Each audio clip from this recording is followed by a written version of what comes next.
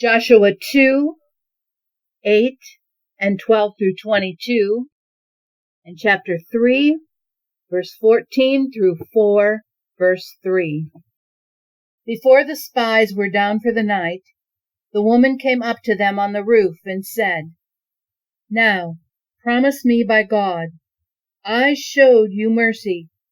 Now show my family mercy, and give me some tangible proof, a guarantee of life for my father and mother, my brothers and sisters, everyone connected with my family.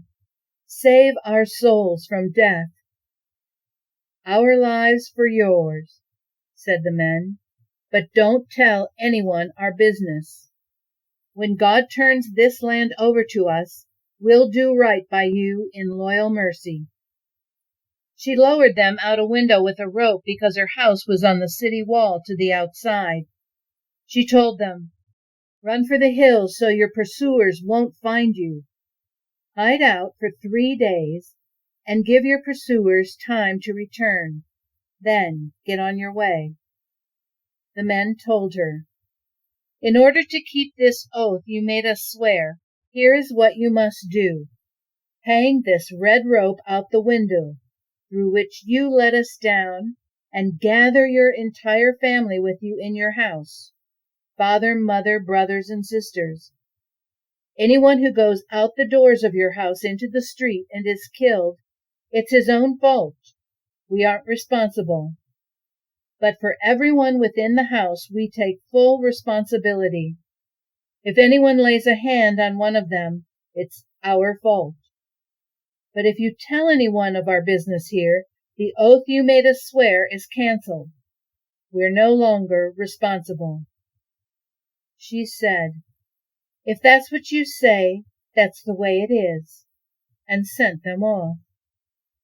They left, and she hung the red rope out the window. They headed for the hills and stayed there for 3 days until the pursuers had returned. The pursuers had looked high and low, but found nothing. The people left their tents to cross the Jordan, led by the priest carrying the chest of the covenant. When the priests got to the Jordan and their feet touched the water at the edge — the Jordan overflows its banks throughout the harvest — the flow of water stopped. It piled up in a heap a long way off, at Adam, which is near Zarethan.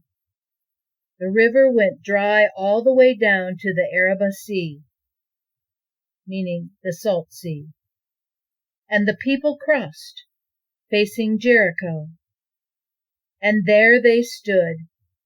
Those priests carrying the chest of the covenant stood firmly, planted on dry ground in the middle of the Jordan, while all Israel crossed on dry ground. Finally, the whole nation was across the Jordan, and not one wet foot. When the whole nation was finally across, God spoke to Joshua, "Select 12 men from the people, a man from each tribe, and tell them, from right here, the middle of the Jordan where the feet of the priests are standing firm, take 12 stones. Carry them across with you and set them down in the place where you camp tonight."